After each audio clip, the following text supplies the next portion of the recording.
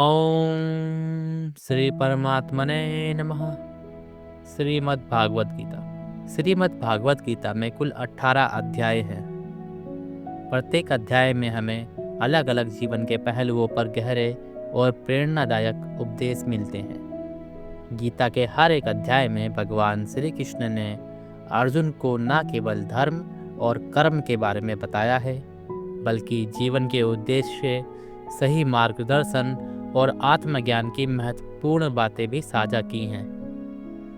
ये उपदेश न केवल अर्जुन के लिए बल्कि समस्त मानवता के लिए मार्गदर्शन का एक अमूल्य स्रोत है। आइए जानते हैं श्रीमद् भागवत गीता के प्रत्येक अध्याय के बारे में। पहला है अर्जुन विषाद योग। इस अध्याय में अर्जुन युद्ध के मैदान में खड़ा होकर अपने रिश्तेदारों, दोस्तों और गुरुओं के खिलाफ युद्ध करने के लिए उलझ जाता है।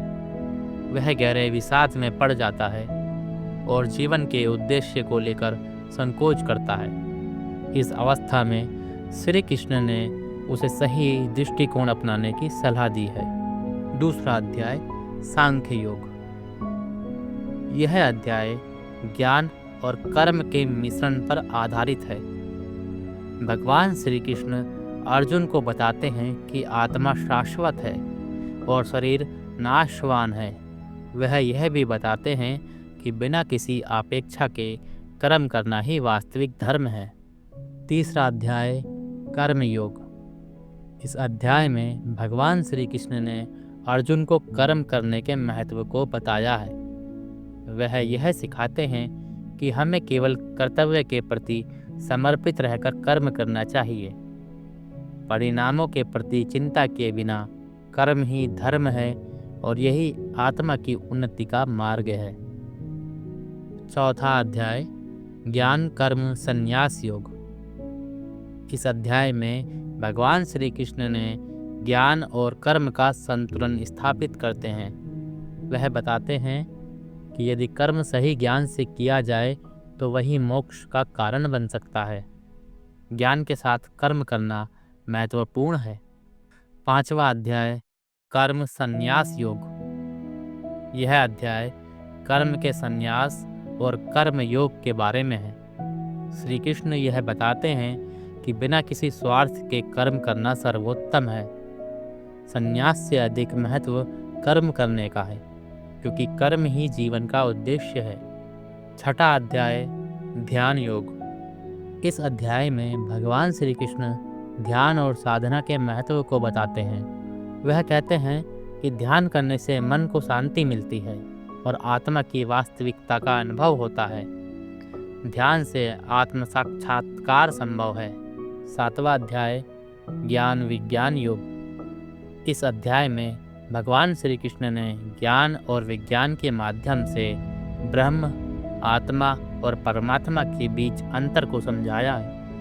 वह बताते हैं कि परमात्मा सृष्टि के कण कण में व्याप्त है और ज्ञान के द्वारा हम उनका साक्षात्कार कर सकते हैं। आठवां अध्याय अक्षर ब्रह्म योग। यह अध्याय अक्षर ब्रह्म यानी परमात्मा के शाश्वत स्वरूप के बारे में है।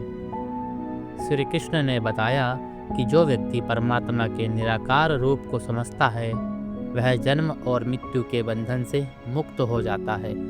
नवा अध्याय राजविद्या राजगुहा योग। इस अध्याय में भगवान श्री कृष्ण ने राज्य विद्या और राजगुहा यानी सर्वोत्तम ज्ञान और रहस्य का उद्घाटन किया। उन्होंने यह बताया कि जो व्यक्ति इस ज्ञान को प्राप्त करता है वह अजय और सर्वशक्तिमान बनता है।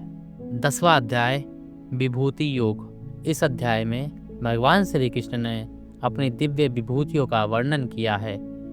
वह बताते हैं कि सभी प्राणियों में व्याप्त हैं और उनके कई रूप हैं। इस ज्ञान से व्यक्ति की श्रद्धा और भक्ति बढ़ती है।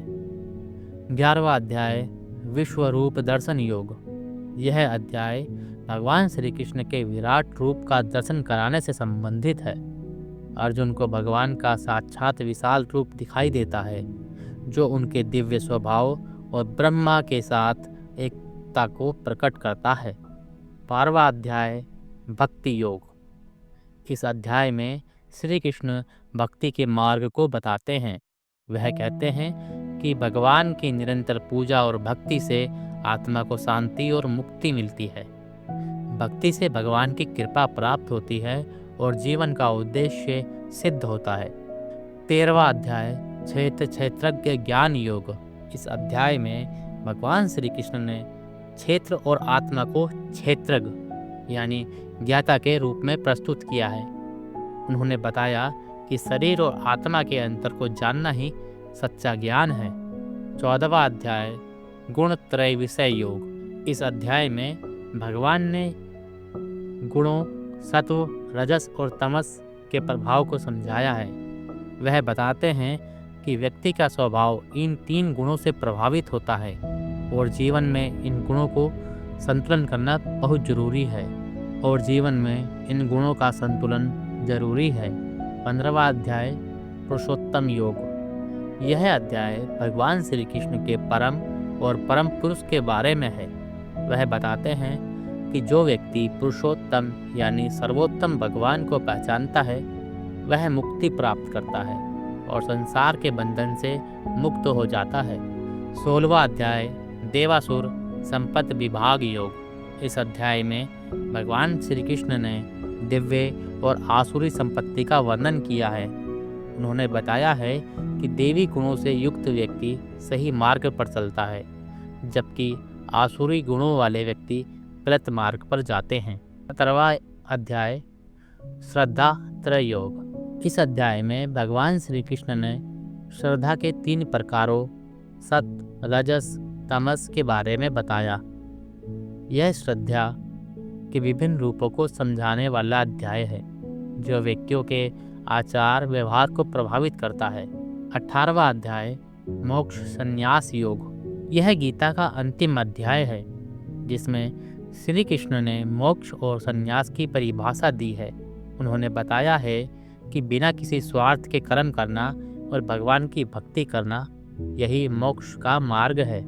श्रीमद् भागवत गीता के उपदेशों के आधार पर हम यह समझ सकते हैं कि प्रत्येक अध्याय हमारे जीवन के विभिन्न पहलुओं को संतुलित करने और आत्म साक्षात्कार की दिशा में मार्गदर्शन प्रदान करता है। गीता न केवल धर्म और कर्म की शिक्षा देती है, बल्कि यह हमें आत्मनिर्भरता, शांति और संतुलन बनाए रखने के लिए प्रेरित करती है। गीता के उपदेशों का महत्व।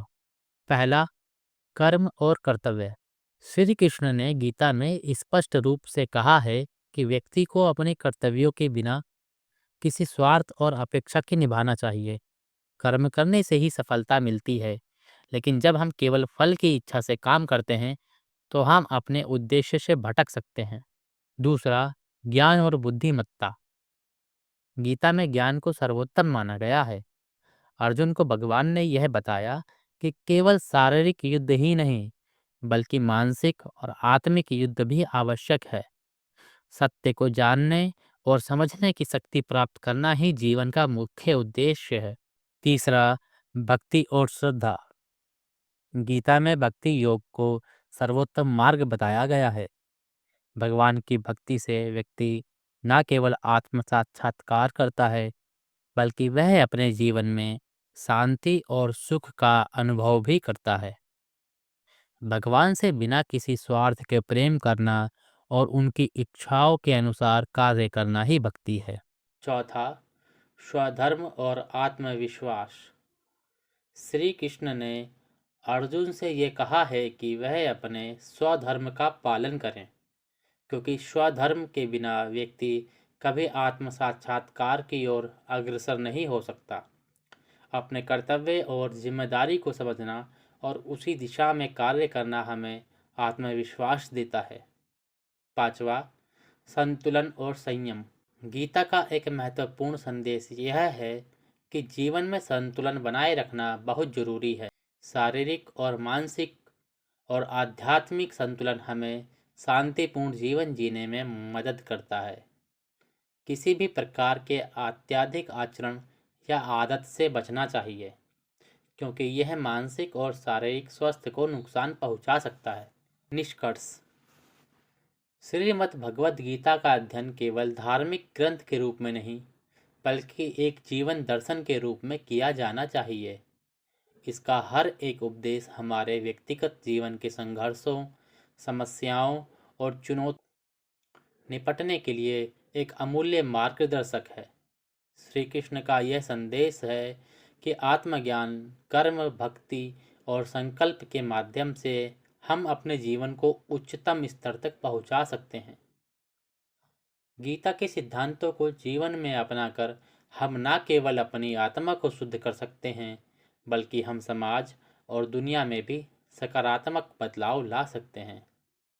जय श्री कृष्ण।